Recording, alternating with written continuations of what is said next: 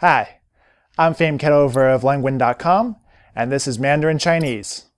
In this lesson, we're going to look at how Pinyin abbreviates certain sounds. Oh, I got this one. 9-inch nails, gooey crossing. Oh no.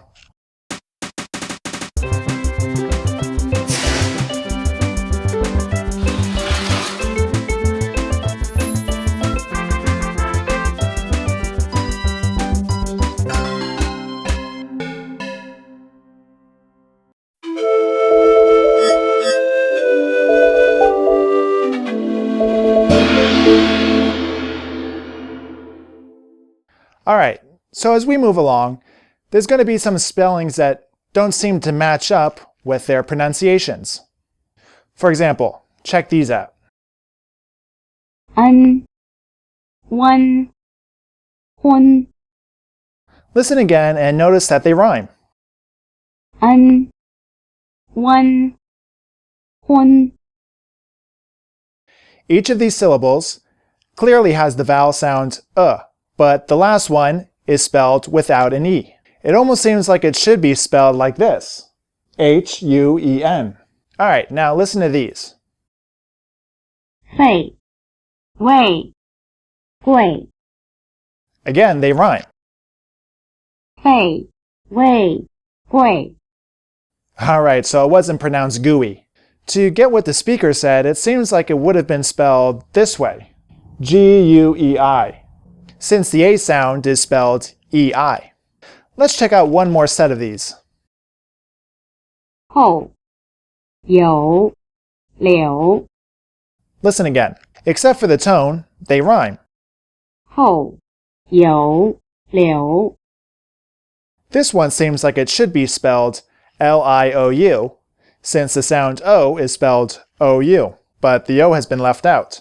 So we've been treating these spellings simply as abbreviations, but they kind of make phonetic sense. It just so happens that vowels often have a slightly different quality in the first and second tone than in the third and fourth. And in each of these cases, the abbreviated spelling is suggested of the first and second tone's pronunciation. For example, listen to these pairs of names. You, you. Liu, liu. You might agree that you hear something approaching the simple oo sound after the semivowel in the first and second tone names, so that the spelling without the O might be better for both of them. Listen again and notice that the pairs don't quite rhyme. You, you. Liu, liu. Now listen to the speaker read down the column. This way you may better hear the rhyme. You, liu. You, liu. Now let's look at another kind of abbreviation. Listen and notice how they rhyme. Wo, luo, mo. So clearly that is not to be read as mo. The semivowel U is not written after consonants involving the lips, such as B, P, M, and F. Since the lips are already in a position to suggest rounding themselves for the semivowel, even though it's not written. Let's move on and learn a new vowel. For those that have studied German, you should already be familiar with the U, with 2 dots over it. Say hello to Mr. U Umlaut. Let's see how it sounds. Li, lu, lü. The reason for including the first two names is that the new vowel, written U umlaut, combines features of the vowels written I and U. It has roughly the tongue position of the vowel sound E, and roughly the lip position of the vowel sound U. If you pronounce a steady E sound, and then round your lips into an U position without moving your tongue, you'll get the U sound. Listen. I, ü. I, ü. I, ü. See if you can do it. Move your lips, but not your tongue. I, ü. I, ü. I, U, The other way to get the y position is to start with the u position and then move your tongue into the e position without moving your lips. Try it by moving your tongue and not your lips. U, U, U, U, U, U. Now let's go back and try to repeat those names. For the last name, have your tongue bunched forward as if for E, and your lips rounded as if for U. 里 鲁 吕 Alright, good. Now look at these names. The first name actually consists of the U umlaut vowel by itself, but notice that it's written with the initial Y. The next three have the U umlaut vowel reduced to semivowel status, again with Y written in the initial position. 鱼月圆云 Notice that what follows the semivowel in the last three is familiar. Try repeating after the speaker. 鱼月圆云 So let's compare these new combinations, starting with the U umlaut semivowel, with familiar combinations, starting with semivowels you already know. Listen for the rhymes or near rhymes. 夜月完圆文云 Repeat them now. 夜月完圆文云 Notice in the first pair that the letter E is pronounced A. In other words, the letter E has the sound value A after both semivowels pronounced with the tongue in the E position. The only other time it has this sound value is when it is followed by the sound value E, in the diphthong spelled EI and pronounced A. The second pair of names shows how some speakers rhyme the names.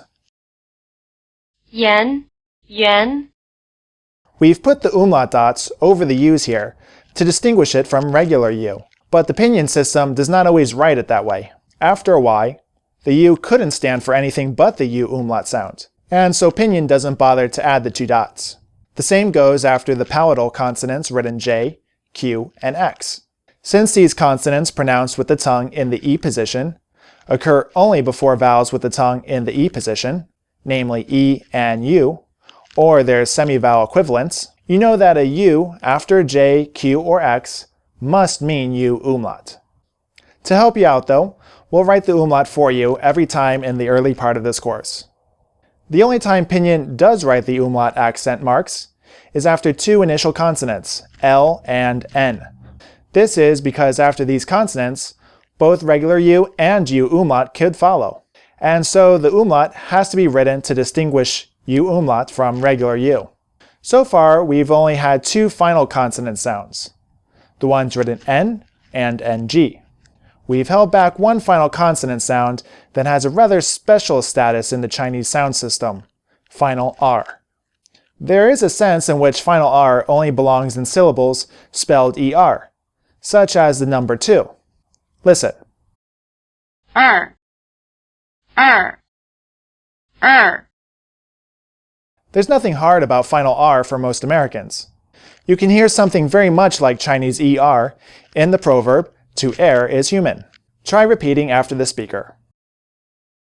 二二二 In addition to syllables in the shape ER, there are many cases in Standard Chinese where words have endings consisting of R alone, with the R attaching itself to the last syllable. This happens more often in some dialects of Standard Chinese than in others. In Beijing, you will hear this often. Listen to the word for where. 哪儿哪儿哪儿 The Chinese writing system treats this final R as a separate ER syllable, although the character is sometimes abbreviated and reduced in size. Sometimes the basic form of a syllable is changed considerably when R is attached. Here's an example.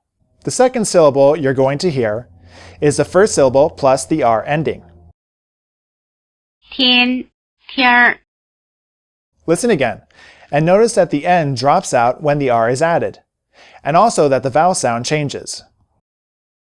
天天儿 Here's another example. Again, the second syllable is the first syllable plus the R ending. 明明儿 Listen again, and notice that the NG sound drops out when the R is added, but leaves a nasal quality in the vowel. And also the vowel sound sneaks in. 明明儿 We won't go further into these R finals now because in most cases, the pronunciation is simple and is obvious from the spelling. And because the cases where it is not, they're better handled on a case-by-case basis. Well, that's the end of this lesson. Remember to head over to Lengwin.com to do the exercises. That's Lengwin, as in Lengwin the Penguin. Thanks for watching. I want to thank all of our supporters for their help in making these courses possible. We want to keep these courses free. And with your help, we can do that.